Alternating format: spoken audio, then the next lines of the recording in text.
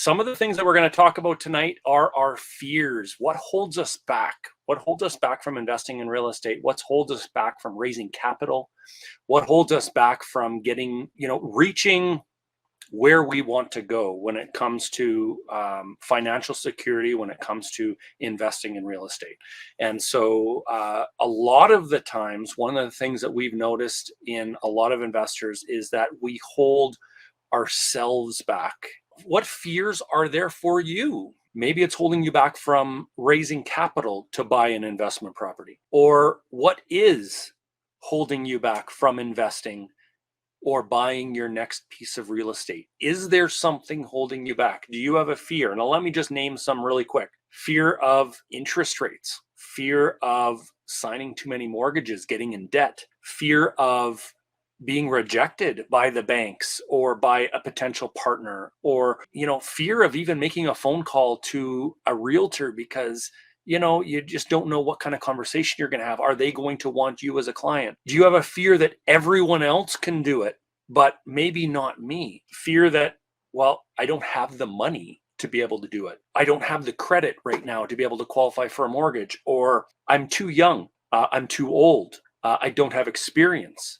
These are all things that hold us back, guys. What about a fear of buying the wrong property? Maybe I'm not analyzing things correctly. I'm not educated enough. I have a fear that I don't know enough people yet. Or I have a fear of getting to know other people, maybe a fear of networking and growing my circle. These are all things, guys, that hold us back from taking that next step when it comes to real estate investment, taking that next step when it comes to growing our team around us so that we do have the support that we need. These are all normal. Okay, so that's one thing I want to make very, very clear here is that every single one of us, I don't care who you are. Tiffany and I had fears. Our mentors, when they got started, had fears. I would say anybody that's gotten into real estate investment at some point has had worries or fears about some aspect of it. Here's the difference. The difference is they got over it. The difference is you, whatever your fear might be, can get over it. So, for example, losing money due to the deal, not knowing your numbers. Can you get over that? How do you get over that? Make sure that you do your numbers correctly. Run your numbers by other investors. Get other investors' opinions on those numbers and make sure, can you still make a mistake? Yes. But you can be confident enough to still move forward if you're getting the opinions of others, professionals that have done this before, investors that have done this before, having that group around you for support. That's just one example of a fear and how to get over it. Something that is very practical in talking to others and getting their opinions can get us over some of these fears. And that's really what this whole group is about. That's why we call it Fearless Real Estate Investors, guys, because we want to lessen the fear that you have. It's not going to go away 100%, and that's okay. But it could be less than what it is now, and enough to move you forward to buying your next investment property. Many of you have heard this before, and we share this experience in boot camp, but I'm going to share it again because I think it's valuable. And this experience is of a baseball player that all of you know about, and his name is Babe Ruth. Now, I don't follow baseball. I'm going to be honest here. I'm not a huge baseball fan, but I've heard of Babe Ruth, and I'm sure that most of you have. Now, he was known for one thing at his time. He had the most home runs of any baseball player in history. Okay, and he held that record for quite some time. Most home runs. He was the most successful baseball player of his time, we could say. Okay, he hit that ball more and hit it better than any other baseball player in history up to his point. Okay, you get where I'm going with this. Very successful. But what else do we know about Babe Ruth? Because this is very, very important. He also held another record. What other record was he, let's say, less known for? We're talking about Babe Ruth. He was also the king of strikeouts. Most strikeouts. That's right, Franco. So that's exactly, he wasn't known for it, but he had more strikeouts than any other baseball player in history. Most people don't remember that.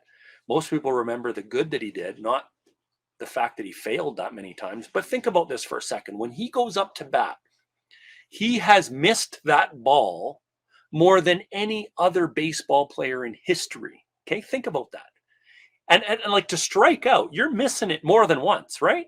Like, you're missing it. Wham. Okay, I missed it. Okay, I'm going to give this another shot. Wham. Okay, I missed it again. I missed it again. Think about that. He had more strikeouts. He failed more than anybody else. He was, we could say, rejected. He received a no more than any other baseball player in history.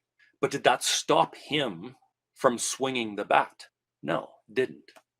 He kept swinging, even though he was rejected, even though he received a no, even though he struck out.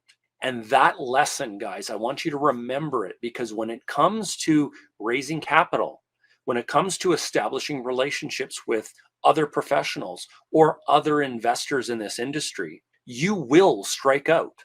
Some of them may not want to work with you, and that's okay. Some of them may say to you, no, we can't get you a mortgage for that property. Some of them may say, you know what, I might partner, but not right now. Some of them might say, no, I don't want to partner with you on this project or any other project.